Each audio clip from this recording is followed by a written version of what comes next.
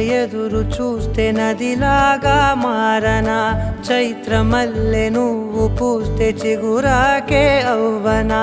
నన్నే వరించే యువరాజును అంట నీ యువరాణి